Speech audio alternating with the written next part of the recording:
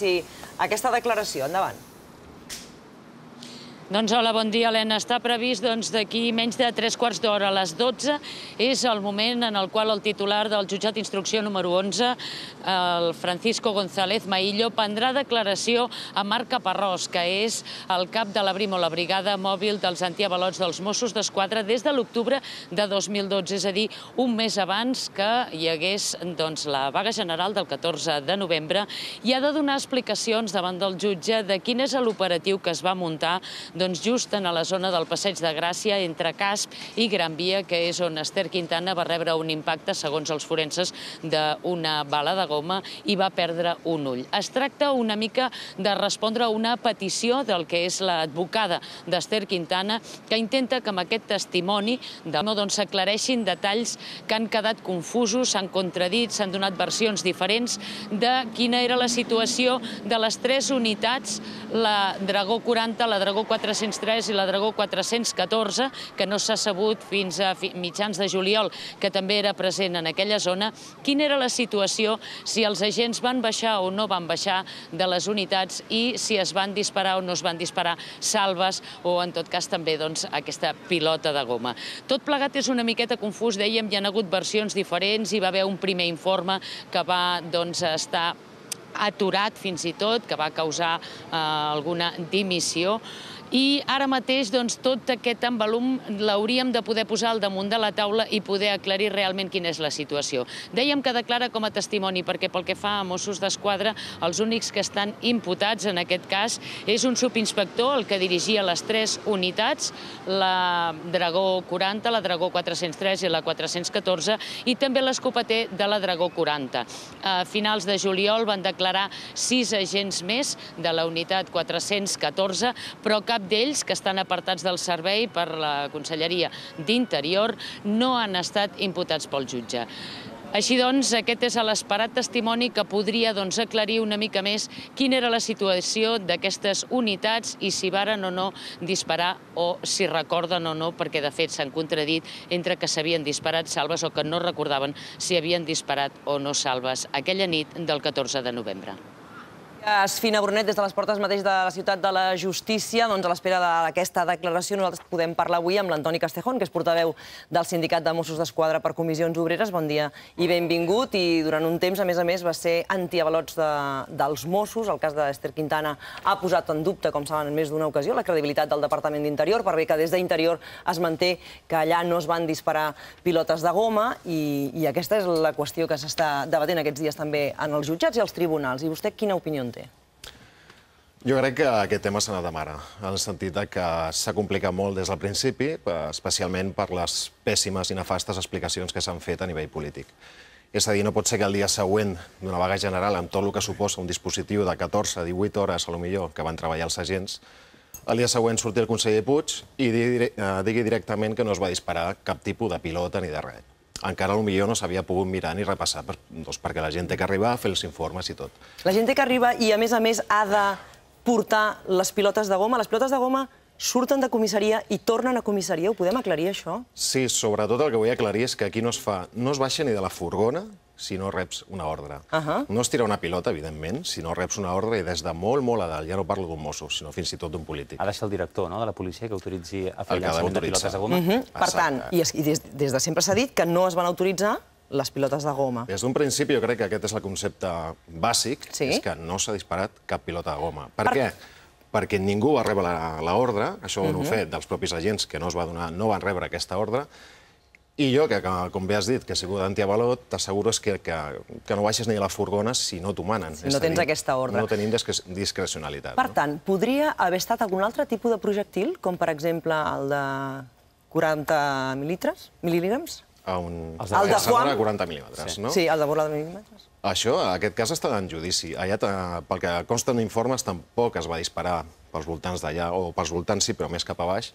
Però això és un tema judicial. Jo crec que el que va ser o no va ser, no t'ho sé dir. Que no va ser pilota de goma, en el sentit que no s'ha rebut l'ordre, no s'ha fet, jo estic convençut. Perquè aquest tipus de projectil, aquest de 40 mil·límetres, pot provocar un dany com el d'Ester Quintana? No. No. No, perdó. Passa que anaves a dir ferides importants i tal. Un dany com el que va patir ella, que va perdre l'ull. Però jo t'ho torno a dir pel cas que té, per la importància, perquè pel respecte a una persona que hi ha ferida, jo prefereixo no dir si ha sigut això o ha sigut l'altre. Jo crec que això està al jutjat, els forenses, els investigadors, tothom tindrà que dir la seva i veurem què ha passat. El que sí que puc dir és que, o almenys la meva opinió, és que estic convençudíssim que no ha sigut pilota de goma ni cap eina de Mossos. En tot cas, està clar que no es va donar l'ordre, cap agent ho va fer, el que ens expliques, però podia haver-hi un error, podia ser que una escopeta quedés carregada prèviament, que quedés a dins i es fes servir, no se sapigués que estava a dins i sortís una pilota disparada. Això, amb el protocol que tu has fet servir, has viscut, una mica on funciona? Agafes tantes pilotes, després les tornes totes, pot ser que quedi una carregada i després la traieu, això es carrega al moment, com funciona? Perquè fiquis la pilota tens que rebre l'ordre, és a dir, la pilota, que faràs el llançament, llavors és quan la fiques i quan t'ho manen és quan fas el tret. Fins i tot hi ha un comandament que t'està marcant on has de disparar. Impossible, en aquesta vida no sé dir-te. Res impossible. El que és impossible. Absolutament dificilíssim i improbable? Jo t'ho diria que sí, sobretot perquè t'ho torno a dir, és una unitat que està marcadíssima pels protocols. En el moment que baixes amb l'escopeta, les pilotes estan al seu lloc, vull dir, és molt complicat. Però doncs la gent que diu que ho va veure, la gent que estava al voltant i diu que va veure com es disparaven pilotes de goma. Que es disparaven pilotes de goma, no sé si hi ha testimonis o no, això està al jutjat. Jo dic que si no es dispara, si tu veus l'efecte d'un escopeter disparant salves, un tir en buit, en blanc que es diu, l'efecte que et dones que estan disparant pilotes, però no hi ha cap pilota dins. El soroll i tot, perquè es busca un efecte intimidatori, és exactament igual. Quin tipus d'informe es fa quan un torna d'una operació com aquesta? Bé, sobretot on has tingut incidents, és a dir, on has tingut que si hi ha hagut algun tipus de càrrega, algun tipus d'identificació, si s'ha disparat alguna cosa, evidentment, també consta. Càrregues basades en aquestes autoritzacions que ara comentàvem. Sempre, sí. És el que es fa constar. Llavors, torno a dir, jo crec que aquí el problema és que el primer els consellers, senyor Puig, es va explicar molt malament o algú el va assessorar molt malament. Perquè encara no es disposava de tota la informació, no? No es disposava i després havia un moment que jo semblava una casa de... no sé què dir-te, perquè francament des de brigada mòbil feia prop d'un mes i no s'havia informat. O sigui, constava que s'havien disparat amb la llançadora de 40 mil·límetres i no va sortir. El senyor Puig insistia en que no s'havia disparat absolutament res. Va sortir un vídeo en YouTube on es veia un mosso disparant amb la llançadora. Vam quedar en evidència. Com pot ser? Ningú donava explicacions, però és que l'informe des de la policia, des dels professionals, s'havia fet. O sigui, aquí va haver un impàs molt greu. Quin és l'ambient que es respira en el si de la brigada mòbil? Inquietud. Inquietud en el sentit que ells saben que fan bé la seva feina, que ells treballen amb la formació que li dona la pròpia policia, sempre amb uns protocols marcadíssims, amb una instrucció d'armes. Sobretot, no tenen discrecionalitat. Si ells disparen, si ells donen un cop de defensa, ho fan perquè els estan donant una ordre. Llavors, sobretot, aquest concepte és important. Si no hi ha mala praxis, una altra cosa és que un policia se li vagi una mica al cap i dona un cop que no té que donar o el que sigui. Però si no hi ha mala praxis, el que no pot passar és que acabin imputats. Per fer una càrrega hi hagi uns ferits, que poden haver, evidentment, però tu estàs obeint unes ordres i amb uns protocols molt marcats i no hi ha mala praxis, el que no pot ser és que el que acabi al jutjat imputat sigui el policia. Això no és lògic. Fa un temps es parlava que agents de la Brimo volien canviar de destí, una mica per l'erosió que suposa no estar en aquest tipus de divisió, tenint en compte tots els fets que han anat passant. No sé ara mateix si això ha passat, si hi ha gent que ha canviat de destí. Tu hi has estat i, per tant, tens una experiència pròpia. Sí, primer, si em contesto un moment, fa molt poquet, ara mateix, per dir-t'ho, marxen uns 20 i pico agents, però sobretot a mi la dada que em dona una miqueta de sensació que s'està respirant és que molts són comandaments. Marxen una sèrie de sergents que fins ara hi ha gent que porta molts i molts anys i ara marxen. Marxen o els aparten? Marxen voluntàriament perquè veuen que no tenen una defensa jurídica. És a dir, qualsevol diu ara mateix hi ha Mossos imputats per fer la seva feina, obeir ordres, i resulta que el que dona l'ordre no està imputat, però el policia sí. I aquí no s'ha demostrat cap mala praxis, de moment. Llavors, hi ha gent que sap que qualsevol actuació, aquí anirà imputat, qui havia de comandament? Aquest. No volen córrer riscos? Innecessaris i gratuïts, clar. I jo deia, des del punt de vista, tu que has viscut aquest estrès que viu un mosso antiavalot, quina és la teva experiència? Per mi... De situacions com aquesta que estem tractant avui, la vaga, per exemple, general del novembre del 2012. Sí, aquí no hi era, però situacions d'aquestes així són jornades llarguíssimes, de moltíssimes hores, que potser estàs tancat dins de la furgona 6-8 hores, i ara ves cap aquí, ara ves cap allà, ara baixa de la furgona, desplega't, ara no. Però bé, és la teva feina, ho tenen assumit, i el que sí que et dic és que els companys que hi ha allà són grans professionals, en aquest sentit, aguanten el que tinc que aguantar. En relació amb el que comentàvem abans d'aquests moments de tantes hores de feina, de tanta tensió, també quan s'arriba i es fan els informes, pot passar que els informes no siguin exactes amb les hores en què s'han fet determinats desplegaments? O això no passa perquè vosaltres, a dins de la furgona, per exemple, ja aneu prenent nota de tot el que aneu fent? No, és evident que poden... Quan em pregunten concretament si jo està treballant 18 hores, com el dia aquest, i em diuen 2 setmanes després, escolta, entre les 18:40 i les 18:45, on estaves? Evidentment... Està bé que ho diguis, això. Està bé que ho diguis perquè sembla com que fins ara no s'ha dit, això. Sembla com que va a missa la paraula dels Mossos, no? No, és que a veure, en aquest sentit jo sé que et diré que el que diguin els Mossos, aquest és el problema, el que diguin els Mossos per mi sí que va a missa, perquè sé com ho fan. Però com ell explicava, que pots entrar en contradiccions, doncs és lògic. No, però evidentment una jornada com aquesta, que potser van ser 14-18 hores, i llavors que va haver un ferit greu, no es va saber al moment. No va ser arribar i preguntar, escolta, heu estat a aquesta hora? No. Va sortir perquè li van preguntar al conseller el dia següent amb la roda de premsa i va dir que havia hagut un ferit i a partir d'aquí es va començar a preguntar.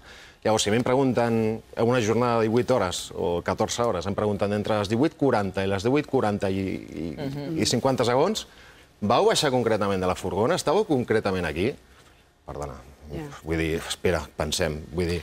Aquests detalls ara que si una furgona hi era, una furgona no, que si l'altra no sé què... és molt important, no? Escolta'm, jo crec que el concepte és bàsic, no s'ha disparat cap pilota. Si era o no hi era... La teva opinió sobre les pilotes quina és?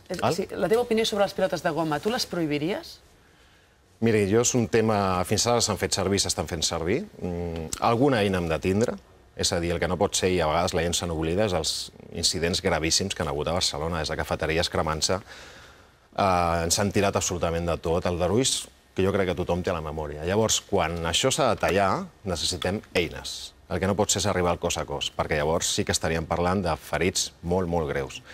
Si ha de ser pilota o no, aquí són els polítics. Nosaltres treballarem amb el que ens va bé. La teva opinió, tu has estat al carrer, potser n'has disparat un dia una de pilota. Creus que són perilloses? Que pot passar això quan es demostra? Els ciutadans estem pensant, ostres, poden perdre els ulls per culpa d'això?